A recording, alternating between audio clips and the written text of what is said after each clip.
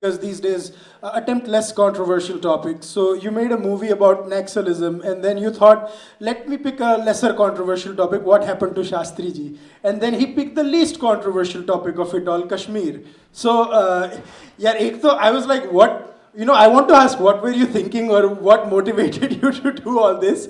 But before we get into the question answer session, guys, I know we are running short of time. So, guys, if you can wrap up your questions and hand them over to Anjali ji and Anant ji while Vivek is speaking, and then we'll go right into the question and answer session after he's done with his address. So, with a warm round of applause, please welcome Vivek Agnihotri.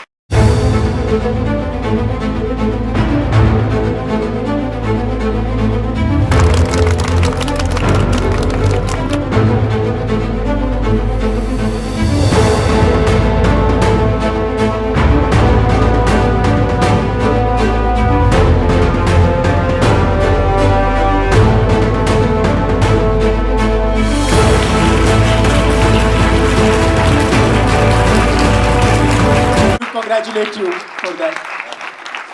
Please. Thank you, everybody. Very, very good evening. What a wonderful audience here. It's always. I'd never been to Houston, but now I've been here many times, and Houston somehow is becoming like one of my favorite cities because some wonderful people live here who I love very much. So, as far as I must, as a coming from a country of Shastrarth, I must answer this question with all humbleness. You know, in a city of deaf and dumb, whoever speaks becomes controversial.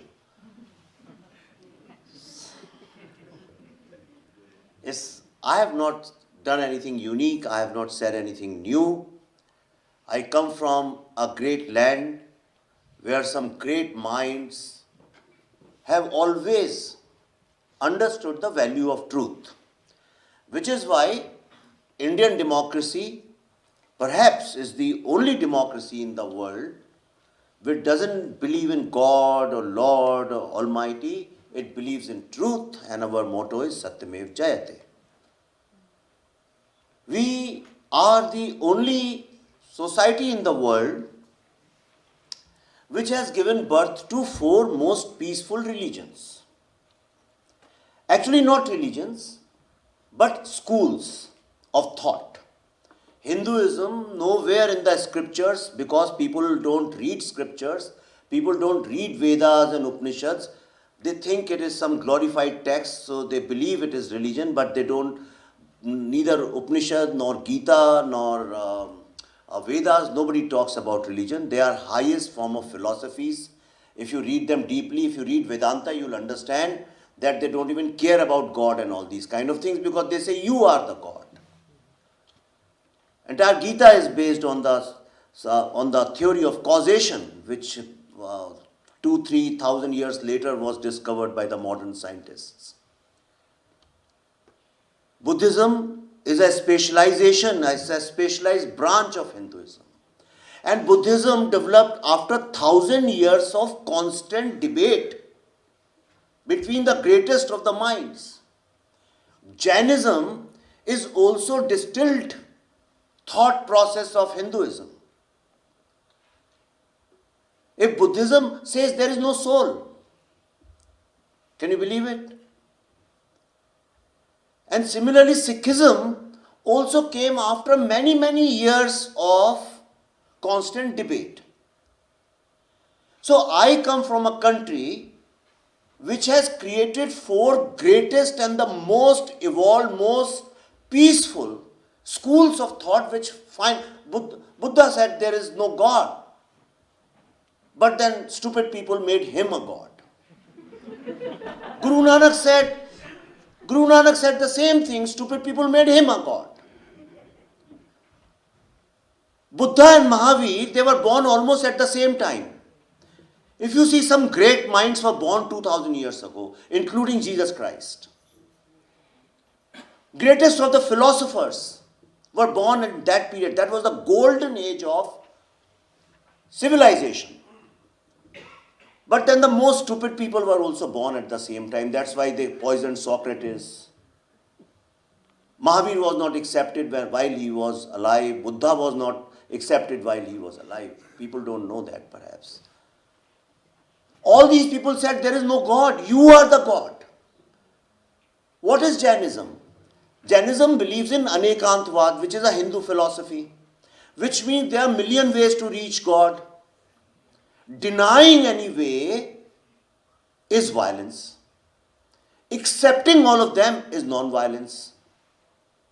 But non-violence we have now trivialized it, made it so small in its scope of thinking that not killing an animal or human being is considered as non-violence. This guy is non-violent. Why? Because he doesn't kill anyone. But you are taught in the universities to deny every other thought except for the one they believe in. Modern politics is also the same thing. Denying every other way to truth. All modern religions also believe in the same thing except for Hinduism, if it is a religion. Everybody is busy in denying everybody else's path to truth. That is real terrorism. The birth of terrorism comes from this. Everybody points finger at that madrasa where 5-year-old child is being brainwashed to become a suicide bomber. Isn't it? Everybody is talking about radicalization of uneducated people. New York Times, I was reading, one of the most enlightened newspaper in the world, where I think the most wise people, all the greatest wise minds work over there. There was an article. And they were saying terrorism is increasing in the world because of lack of education. Right? Now look at the educated people. Look at our universities. In the same universities, today you are taught not to discuss this radicalization. Isn't it?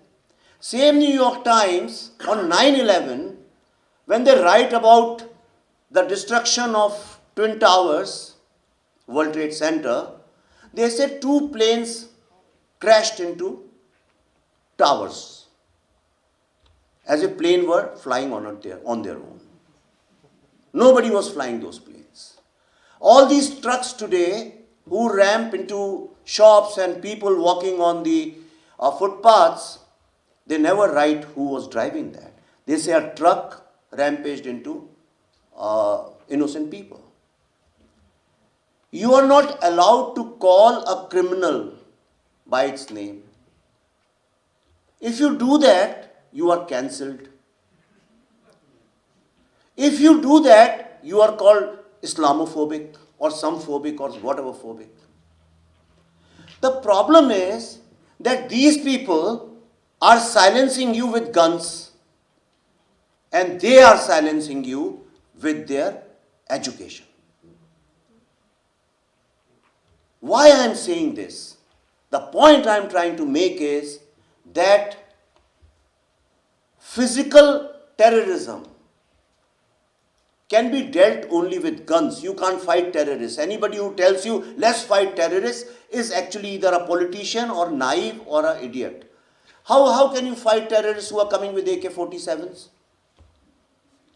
Today people say, why Kashmiri Pandits didn't fight? A lot of people, when I make this film, in question answer session, they say, but why didn't Kashmiri Pandits fight these terrorists? I say, if one person walks in right now with a gun, what will you do? Everybody will run away. You can't. That is not cowardice. Cowardice is when your own child is being brainwashed in some of the top universities. Cowardice is when you read these top newspapers and you know very well that they are lying to you. When you know very well that they are hiding the truth from you. Cowardice is when you know some intellectuals are denying your truth, which is the real violence, and not doing anything about it. Cowardice is when you have some power and not using it for justice.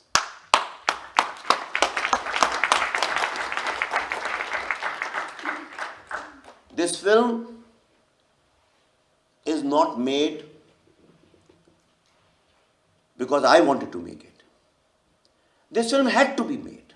Its time had come. I just became the medium. It's a series of coincidences, it's a series of divine intervention.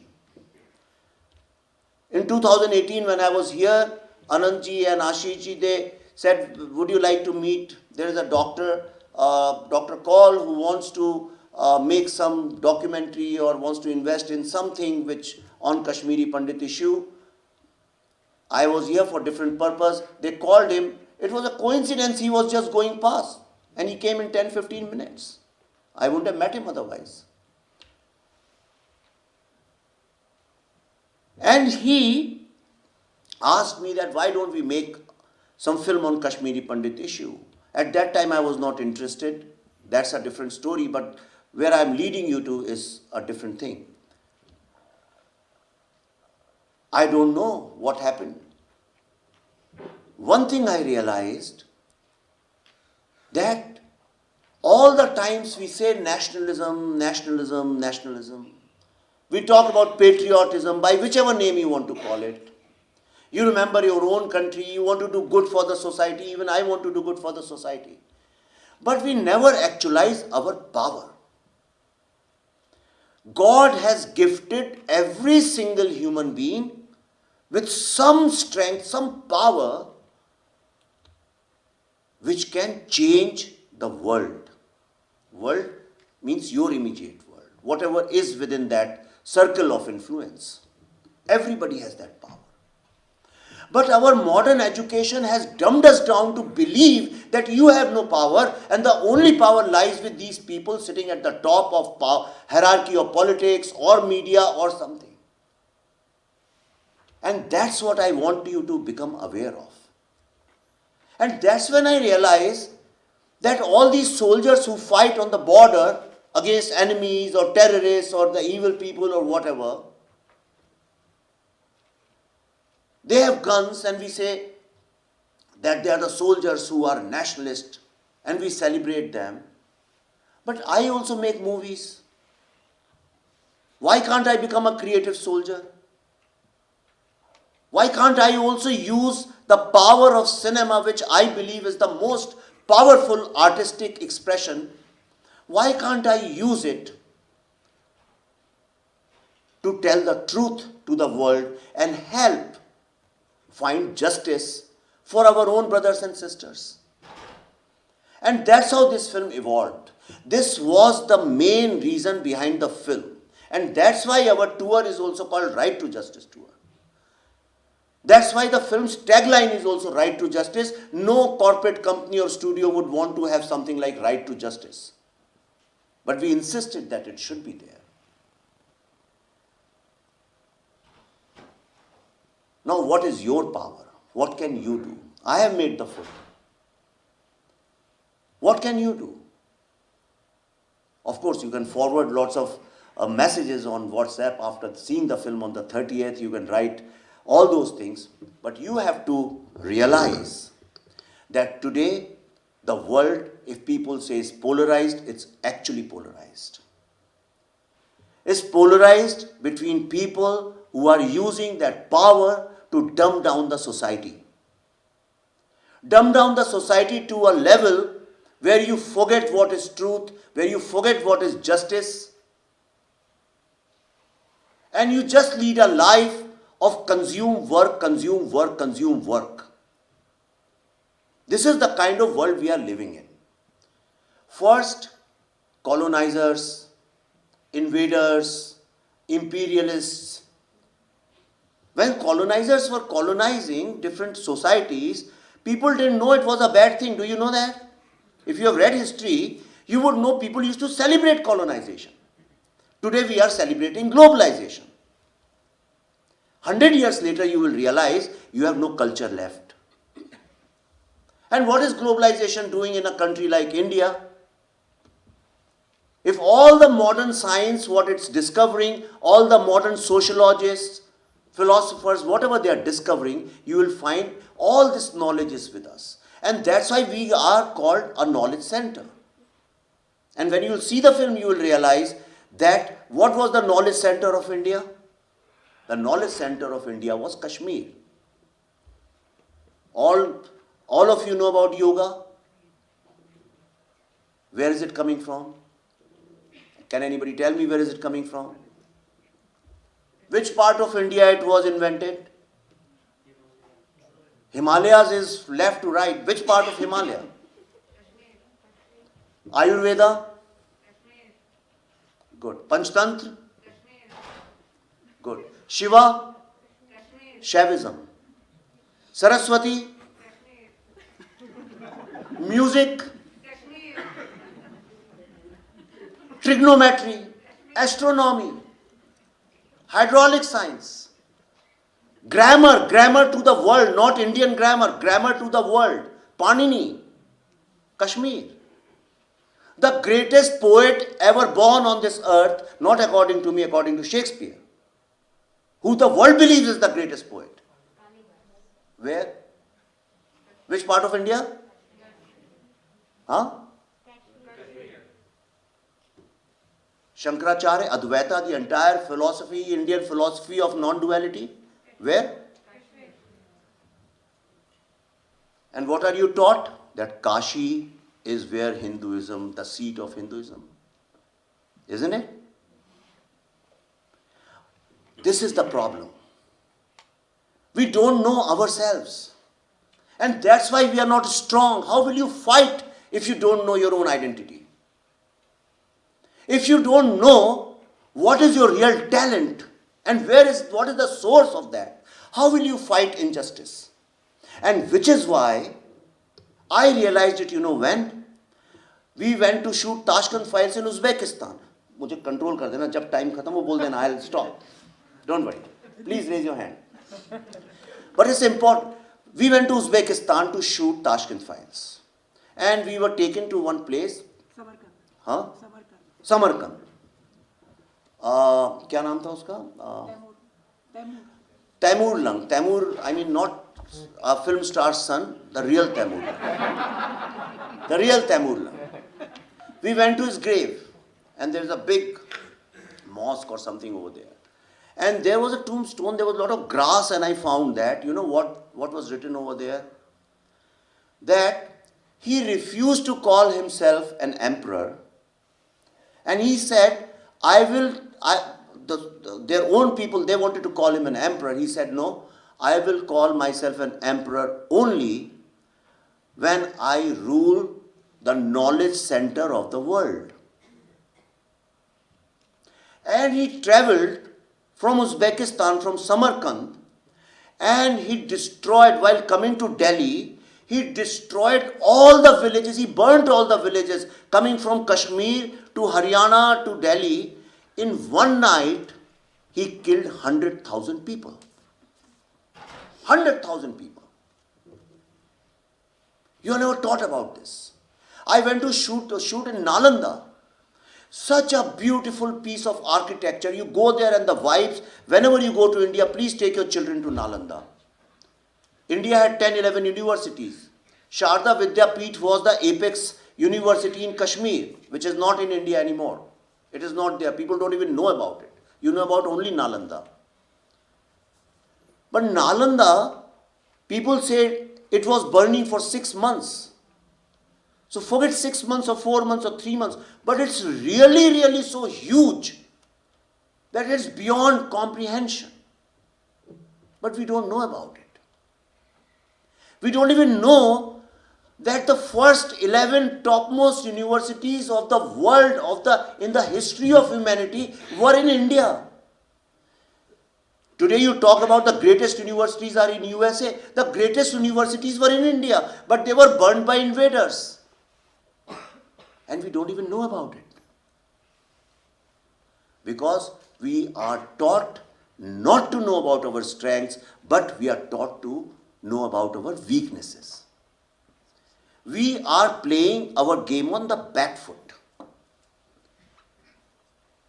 The world should be guilty of destroying this knowledge center called India, but we are made to feel guilty, and which is why you see, whenever we meet our enemies, which are the colonizers, we always treat them as if they are the masters and we are the servants. I want to change that. It's not that I can change it, but we are trying to change it. I am playing from my strength. I believe India is still the knowledge center of the world. I believe India is the value center of the world.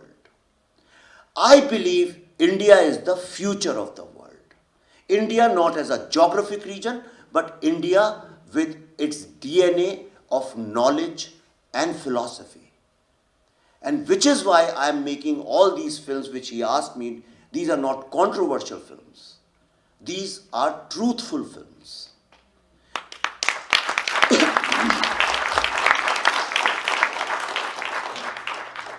I have written 2 books after making these 2 films. Both the books start with my search, seeking truth, and both the books end on Satyamev Jayate. The reason is because we started them as lone journey. We were the only ones. The entire world, our fellow people, were against that. They said, no, who knows about Lal Bahadur Shastri? Who's going to watch this film? Who wants to watch a film which has only dialogue? Everybody rejected. They said it's such a verbose film. No song, no comedy, no action, no star, no heroine. 9 old, ugly people sitting in one room just talking about a 4-5 feet a man. Who's going to watch this film? And for the same verbose film, we got the Best Screenplay and Dialogue Award.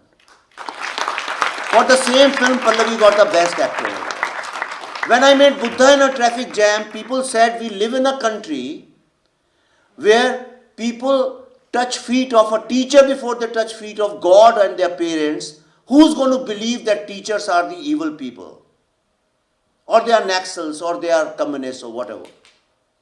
For 6 years, that film was stuck. Nobody allowed it to release. I went university to university and it became a cult film. It became so true that today everybody uses the word urban Naxal, and that day is not far off, and in America also they are going to use this word. And in the end, I just want to tell you, this started Kashmir Files as a lone journey. Surinder Kaulji and I met, then Pallavi joined. We started. Everybody said, you won't be able to finish this film. Finally, a fatwa was issued on our name. It is already in existence. The entire ecosystem of Bollywood, of politics, of universities, of media is against us. Everybody said, you will never be able to release this film. We have done 12 shows, Surendraji. How many? 12 shows. 12 finished yesterday. We finished 12th show yesterday. Tomorrow we are going to do it in LA. On 26th January this film is releasing. And the reason I am telling you all this is that one person can help change the world. All of you come from the greatest of the societies in the world. We are the only living civilization in the world. We are the only society which was ruled for 1,000 years by the minority. If tomorrow somebody tries to tell you about racism, communalism, all these kind of things in America, please tell them we are the only society which was ruled for 1,000 years by the minorities, looted, raped, destroyed. Despite that, when India found independence, we said all of them are going to have equal rights. This is the greatness of India. So thank you very much for inviting me here. On 30th, please come and watch the Kashmir Files, and if you think that that film is going in the right direction, again believe in Satyamev Jayate. Thank you, Vivek. Guys, they're traveling thousands and thousands of miles.